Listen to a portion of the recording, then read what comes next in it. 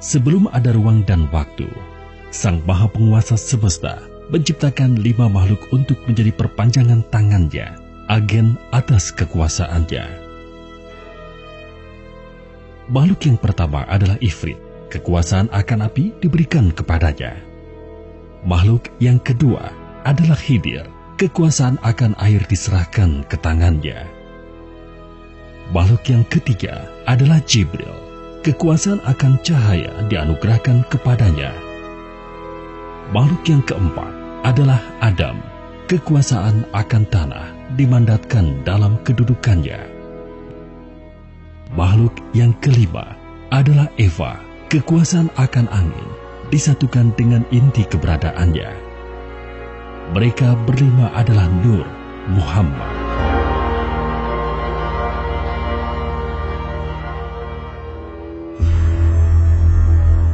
Sang Maha Memerintah kemudian menyampaikan kehendaknya kepada mereka untuk menciptakan sebuah dunia yang berbeda dari alam rohani tempat mereka sekarang berada. Dengan kekuasaan yang diberikan Yang Maha Pencipta yang tiada bandingannya, kelimanya bekerja sama memanfaatkan ilmu dan kekuasaan yang telah diberikan kepada mereka.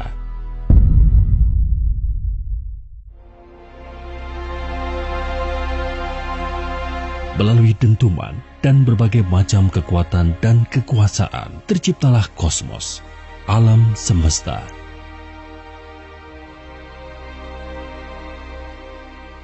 Yang Maha memberi manfaat puas dengan penggunaan kekuasaan atas penciptaan yang telah diberikan kepada mereka.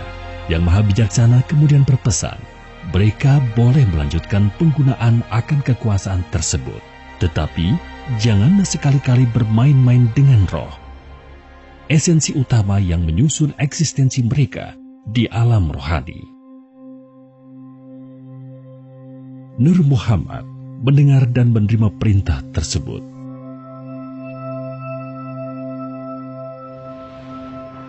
Tidak lama kemudian, salah satu di antara mereka berkomentar bahwa kosmos ini begitu luas dan terus bertambah luas seiring dengan waktu.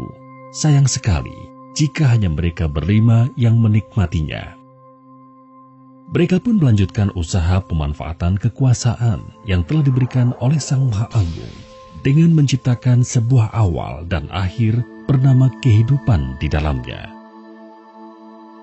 Mereka bereksperimen, mencoba mencari tahu seberapa luas kekuasaan yang mereka miliki, tetapi mereka tidak bisa menemukan batasannya. Di tengah-tengah kenikmatan dalam berkarya cipta ini, tiba-tiba larangan dari Yang Maha menetapkan terlintas di dalam pikiran mereka. Mengapa Yang Maha memberi keamanan melarang mereka menggunakan roh? Seiring dengan perkembangan dan perubahan terhadap makhluk-makhluk yang mereka ciptakan di kosmos, rasa penasaran mereka semakin menjadi-jadi. Hingga pada suatu ketika, keempat dari 5 bersaudara ini akhirnya tidak bisa menahan diri untuk mulai menggabungkan secuil roh, esensi eksistensi mereka, dengan makhluk-makhluk yang mereka ciptakan di alam semesta. Jibril menolak untuk ikut berpartisipasi dalam percobaan mereka karena patuh terhadap perintah Yang Maha menentukan hukum.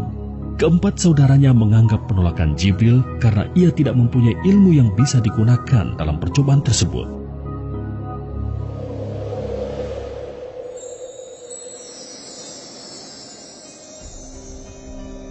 Setelah mencoba, mereka berempat sangat gembira mengetahui kombinasi 2 hal yang berasal dari 2 dunia yang berbeda, menciptakan makhluk-makhluk baru yang unik, berbeda dengan semua makhluk yang pernah mereka ciptakan sebelumnya. Mereka pun melanjutkan proses penciptaan alam semesta dengan melakukan berbagai macam eksperimen menggunakan roh mereka sendiri sebagai satu bahannya.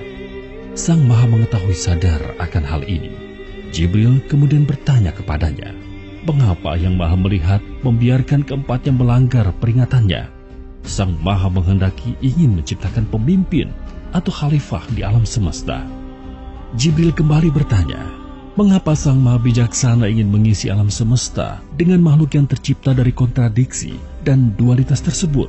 Bukankah mereka hanya akan saling menyakiti dan menghancurkan? Sang Maha Memuliakan makhluknya menjawab. Jawaban atas pertanyaan tersebut harus Jibril cari tahu sendiri. Ketika percobaan yang dilakukan oleh Ifrit, Khidir, Adam dan Eva hampir sempurna untuk menciptakan makhluk yang identik dengan karakteristik mereka, tiba-tiba Yang Maha Tinggi memanggil mereka semua untuk berkumpul, termasuk Jibril.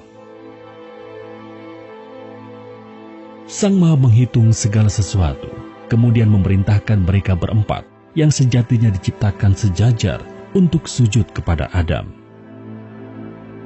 Mereka semua mematuhi perintah yang diberikan Sang Maha Kuasa, kecuali Ifrit. Ketika ditanya mengapa ia tidak mematuhi perintah Yang Maha Pengasuh, Ifrit menjawab, karena ia lebih mulia daripada Adam, karena ia diciptakan dari api, sementara Adam diciptakan dari tanah.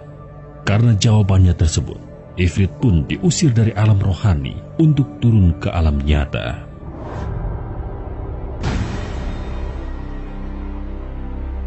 Ifrit diberikan kesempatan untuk membuktikan bahwa ia lebih mulia jika dibandingkan saudara-saudaranya yang lain, dengan mengalami sendiri kehidupan di alam nyata. Setelah selesai menguji Ifrit, Yang Maha Besar kemudian menguji keempat Nur Muhammad yang tersisa dengan mengiming-imingi kekuasaan yang lebih besar dari yang telah mereka miliki saat ini. Ternyata Adam dan Eva pun memakan umpan tersebut dan melanggar perintah Yang Maha Mengatur, sehingga mereka berdua kemudian juga diusir dari alam rohani. Adam dan Eva diberikan kesempatan untuk menambah pengetahuan dan kekuasaan yang mereka miliki dengan mengalami sendiri kehidupan di alam nyata. Dua bersaudara yang tersisa, Jibril dan Khidir, berdiskusi dan memutuskan bahwa salah satu dari mereka harus turun ke alam nyata untuk membantu saudara-saudara mereka. Khidir memutuskan untuk turun ke alam nyata secara sukarela, sementara Jibril tetap tinggal sebagai penyambung komunikasi dari alam rohani. Keputusan ini memastikan Jibril mampu berkomunikasi dengan Khidir, sehingga petunjuk-petunjuk yang diberikan Yang Maha Pemberi Petunjuk bisa diterima di alam nyata. Berbeda dengan di alam rohani, kali ini mereka harus hidup berbalutkan jasad salah satu makhluk yang mereka ciptakan, sebuah gabungan antara roh dengan jasmani yang telah mereka modifikasi. Terdapat begitu banyak dorongan yang disebabkan tubuh jasmani tersebut yang belum pernah mereka rasakan sebelumnya. Hal ini menjadi tantangan tersendiri bagi mereka berempat. Di samping itu, terdapat juga rasa permusuhan dan saling menyalahkan di antara mereka atas pengusiran dari alam rohani tersebut. Mereka tidak menyadari bahwa di alam diri mereka saat ini terdapat 7 lapisan, yaitu roh suci, hati, nafsu, rasa, akal, pikir, dan tubuh jasmani. Berbeda dengan ketika mereka berempat masih berada di alam rohani. Meskipun begitu, mereka semua berusaha menjalankan hukuman ini sebaik mungkin, berharap suatu saat Yang Maha Pemaaf akan berkenan mengizinkan mereka kembali ke alam rohani.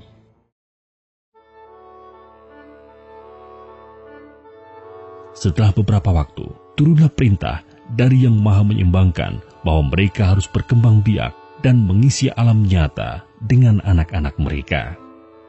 Pada awalnya, perintah tersebut tidak menjadi masalah bagi mereka. Secara perlahan-lahan namun pasti, mereka berhasil membimbing anak-anak mereka bagaimana cara bertahan hidup di dunia yang keras.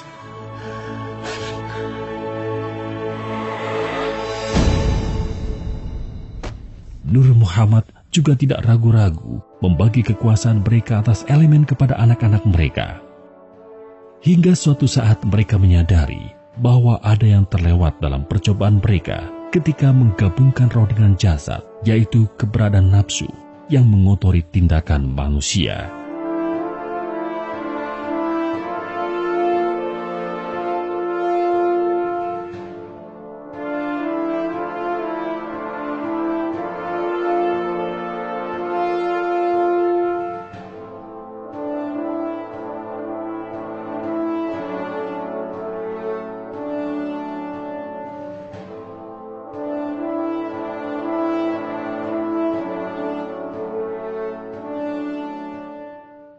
anak-anak mereka, makhluk yang mereka sebut manusia, memiliki kecenderungan untuk dikendalikan dorongan tubuh jasmani mereka daripada rohnya.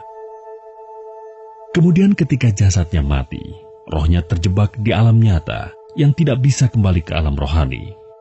Namun yang telah meninggal tersangkut di antara dua dunia. Mereka tidak benar-benar berada di alam nyata karena tidak memiliki jasmani, namun mereka juga jelas-jelas tidak masuk ke alam rohani. Hal ini mengakibatkan seiring dengan waktu manusia semakin sulit dikendalikan karena jumlah mereka terus bertambah. Nur Muhammad yang berpengalaman menciptakan alam semesta dan isinya ternyata mengalami kesulitan dalam mengendalikan kecenderungan hewani anak-anak mereka. Menanggapi hal tersebut, masing-masing Nur Muhammad dengan cara mereka sendiri memodifikasi sebagian ruang dan waktu di alam nyata untuk menciptakan kantung-kantung dimensi sebagai tempat sementara bagi roh-roh tersebut. Elysium, Tartarus, Asphodel Field, Valhalla, Hell, Nilfgaard, Sheol, Olam Haba, Heaven, Hell, Paradise, Limbo, Jannah, Jahanam, serta berbagai macam bentuk kehidupan setelah kematian, surga, neraka, sebagai bentuk imbalan atau hukuman, atau tempat lain di antara keduanya, merupakan hasil kekuasaan yang dimiliki Nur Muhammad dalam usahanya mengendalikan roh-roh manusia yang terjebak di alam nyata. Tetapi hal ini hanyalah sebuah solusi jangka pendek yang tidak menyelesaikan permasalahan. Berbeda dengan Nur Muhammad, manusia tidak memiliki daya yang cukup untuk melihat dengan jelas kekuasaan yang Maha Pencipta dalam segala hal, termasuk keberadaan alam rohani yang sebenarnya. Oleh karena itulah, kantung-kantung dimensi di alam nyata, atau bisa juga disebut alam fana, pada akhirnya seringkali disalahpahami sebagai alam rohani yang sebenarnya.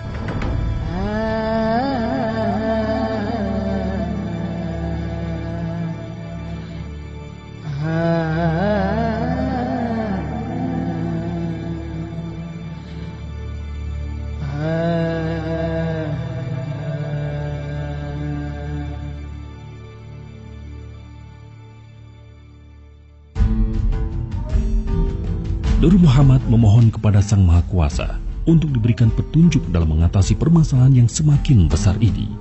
Melalui Jibril yang Maha Memelihara memberikan petunjuk pertama bahwa anak-anak mereka harus diperkenalkan kepada Sang Maha Pencipta. Nur Muhammad pun akhirnya memikirkan berbagai macam cara untuk melakukan hal tersebut. Ifrit menunjukkan kedahsyatan api yang dapat melindungi manusia dari kerasa dunia, sekaligus menghancurkan manusia dalam memperkenalkan kekuasaan yang maha menghidupkan dan maha mematikan.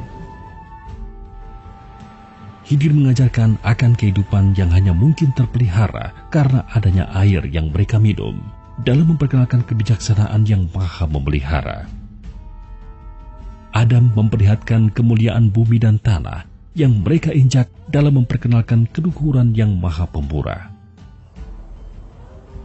Eva memberikan pemahaman akan kelembutan sekaligus kekejaman udara yang mereka hirup dalam memperkenalkan keadilan yang maha nyata sekaligus gaib.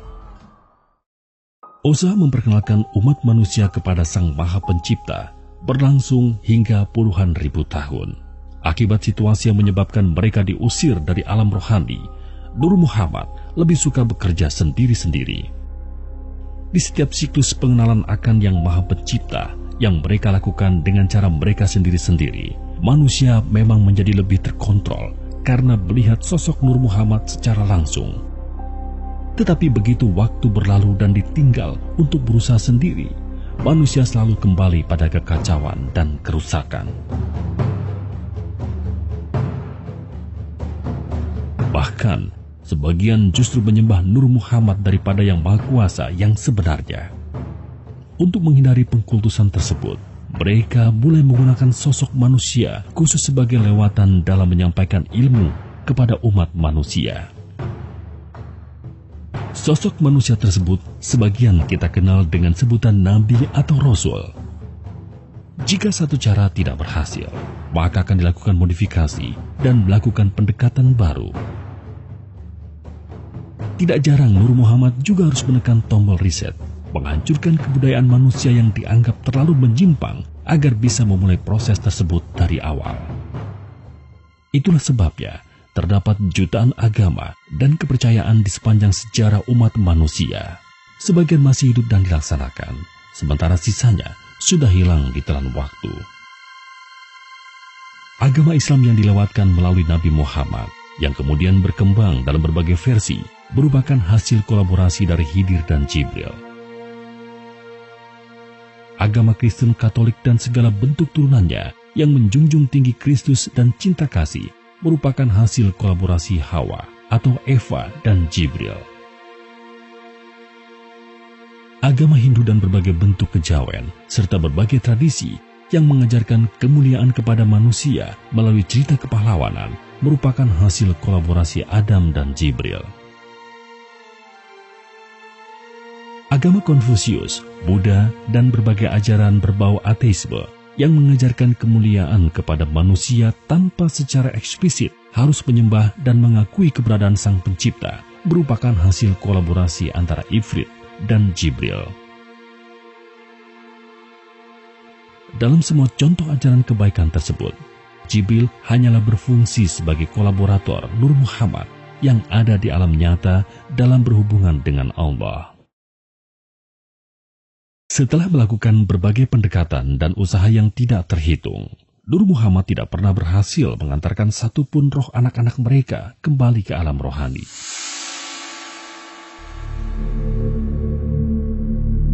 Sehingga mereka pun akhirnya berkumpul, bersama-sama melepaskan diri, dan menghilang dari panggung alam nyata dan alam fana. Umat manusia, anak-anak mereka tinggalkan sendirian.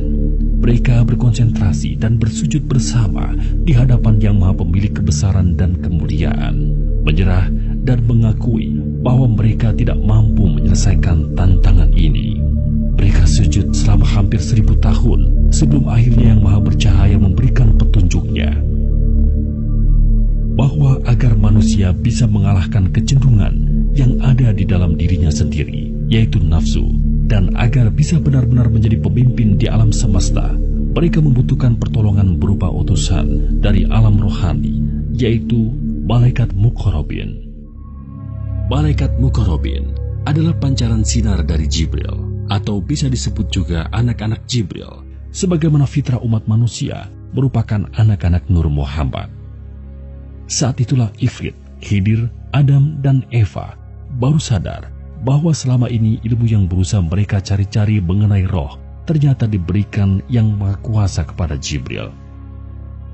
Tetapi sebelum malaikat Muqarrabin diturunkan, terdapat berbagai persyaratan yang harus dipenuhi oleh keempat Nur Muhammad berada di alam nyata. Nur Muhammad pun mulai bergerak kembali.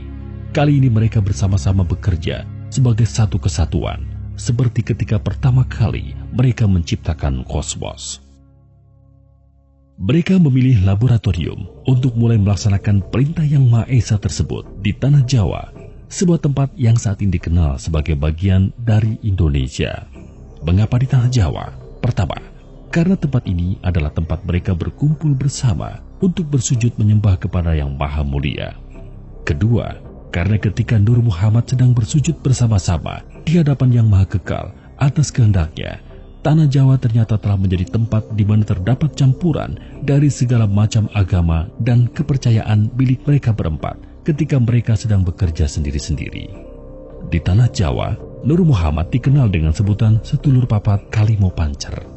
Sedulur Papat mengacu kepada keempat Muhammad yang saat itu berada di alam nyata, orang tua rohani seluruh umat manusia, sementara Kalimo Pancer mengacu kepada Nur, cahaya, alias Jibril di alam rohani. Kali ini pun langkah pertama mereka adalah membaurkan seluruh ajaran mereka tersebut dengan pendekatan kasih sayang, ibarat berusaha mengambil ikan tanpa mengeruhkan airnya melalui orang-orang pilihan mereka yang dikenal dengan sebutan Wali Songo. Nur Muhammad membagi tugas utama yang perlu dilakukan menjadi 3. Pertama, Ifrit dan Khidir bertugas mengambil kembali segala bentuk ilmu kesaktian yang terlanjur mereka bagi kepada anak-anak mereka di masa lalu dan sudah dimodifikasi atau dicemari sehingga tidak sesuai dengan tujuan awal semua itu diberikan. Itulah sebabnya Seiring dengan waktu, semakin tipis mistisisme yang ada dalam umat manusia karena sumber energi kesaktian tersebut sebagian besar sudah diambil kembali oleh Ifrit dan Hidir. Kedua, Adam dan Eva bertugas meningkatkan ilmu dan sumber daya yang dimiliki oleh umat manusia dengan pendekatan yang tidak menggunakan ilmu kesaktian, terutama agar tidak melibatkan roh sebagai sumber energinya. Itulah sebabnya beberapa abad terakhir manusia mengalami kemajuan yang pesat di bidang ilmu pengetahuan dan teknologi. Sementara itu, Jibril bertugas mempersiapkan anak-anaknya, malaikat Muqarrabin, agar bisa menjadi rasul sebagai lewatan ilmu kebenaran. Lewatan yang maha memberi manfaat dalam membimbing umat manusia agar bisa menang melawan musuh besarnya, yaitu nafsu yang ada di dalam diri mereka sendiri. Setelah semua persyaratan tersebut dianggap cukup, dimulailah proses pengadilan rohani. Nur Muhammad diperintahkan untuk bersama-sama memproses cukup satu saja individu manusia agar memiliki kualitas tertinggi yang bisa mereka capai dengan tujuan memudahkan malaikat Muqarrabin agar bisa berinteraksi dengan manusia, hidup ataupun mati. Proses pembimbingan secara manual terhadap individu tersebut akan digunakan sebagai standar operasi untuk proses otomatis ketika malaikat Muqarrabin sudah turun nantinya. Dalam kesempatan yang sama, umat manusia didefinisikan, dikategorikan, dan diukur kualitasnya di hadapan yang maha tinggi. Standar yang digunakan adalah keikhlasan seorang manusia dalam menghadapi takdir yang ditetapkan kepadanya di dunia, yang tercermin dalam keputusan-keputusan yang ia ambil di dalam sandiwara kehidupan.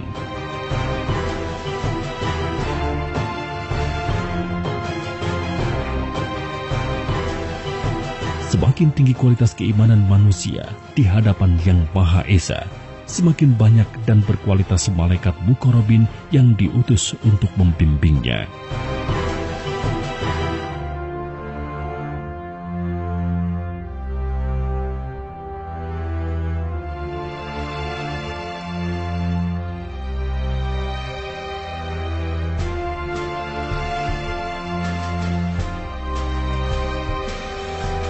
Dari pengadilan rohani, Nur Muhammad mengklasifikasikan tingkat keimanan manusia menjadi 20 tingkatan, dengan level 1 tertinggi, sementara level 20 terendah. Tingkatan ini untuk menentukan berapa jumlah dan kualitas malaikat Muqarrabin yang akan memberikannya pertolongan dari dalam diri manusia. Manusia yang akan difokuskan untuk dididik di alam nyata memiliki tingkatan antara 1 hingga 17. Sementara level 18, 19, dan 20 akan difokuskan pengajarannya di alam fana karena keikhlasan mereka sangatlah rendah jika dibandingkan dengan sisa hidup mereka di alam nyata. Atau dengan kata lain, mereka akan diwafatkan terlebih dulu sebelum memulai proses pengajarannya. Pada tahun 1989, MM Yasin diturunkan. Malaikat ini memiliki keahlian untuk menggiring roh-roh gentayangan di alam nyata agar mereka berhenti mempengaruhi yang masih hidup dalam menghadapi kehidupan yang sudah berat, agar benar-benar terpisah dari yang hidup dan memulai pembelajaran di alam yang khusus disediakan untuk mereka, alam fana. Pada tahun 1999 MM Nurani diturunkan. Malaikat ini bertugas melanjutkan usaha Ifrit dan Hidir dalam mengambil kembali ilmu-ilmu Nur Muhammad yang tidak bermanfaat dan atau telah digunakan oleh manusia untuk hal-hal yang tidak bermanfaat dengan menggunakan pendekatan kasih sayang tanpa adanya pemaksaan. MM Nurani kemudian mengembalikan ilmu-ilmu tersebut kepada Nur Muhammad. Dalam mengerjakan tugasnya, MM Nurani berkolaborasi dengan MM Yasin. Pada tahun 2005, MM Lumah diturunkan. Malaikat ini memiliki keahlian dan kemampuan untuk mengajarkan manusia bagaimana memahami ilmu maksud dan tujuan Allah dalam menguji manusia melalui kehidupan.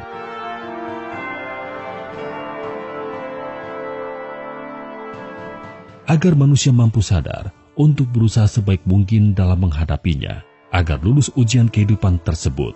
Kelulusan atas ujian kehidupan merupakan modal utama manusia agar segala tindakannya bisa dilakukan dengan niat hanya karena Allah, sehingga pada akhirnya akan mampu berakhlak mulia yang sebenarnya, sebagaimana tujuan awal manusia diciptakan, menjadi pemimpin bagi alam semesta.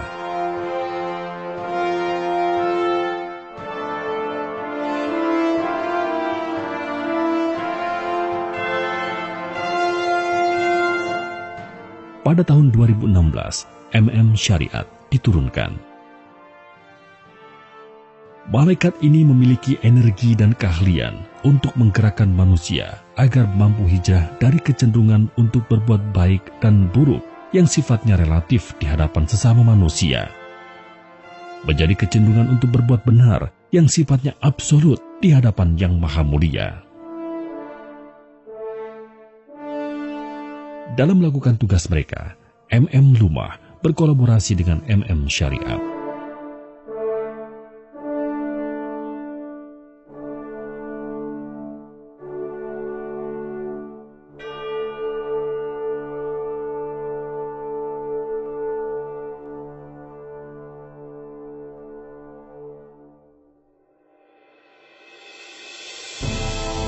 Semua agama dan ilmu apapun juga yang dimiliki manusia bersumber dari Yang Maha Kuasa melalui Nur Muhammad.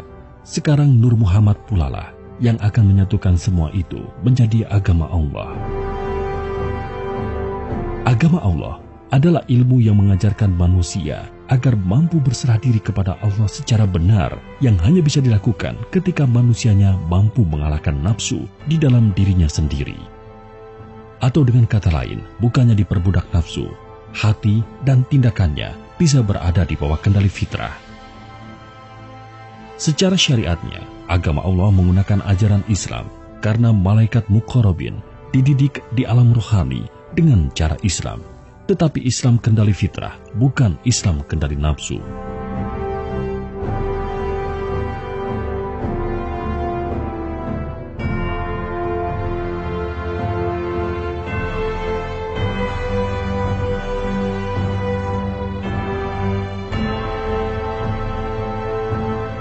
Masa inilah yang sejatinya disebut sebagai masa kejayaan dan kebangkitan Islam, di mana Islam benar-benar menjadi rahmatan lil alamin, rahmat untuk seluruh alam.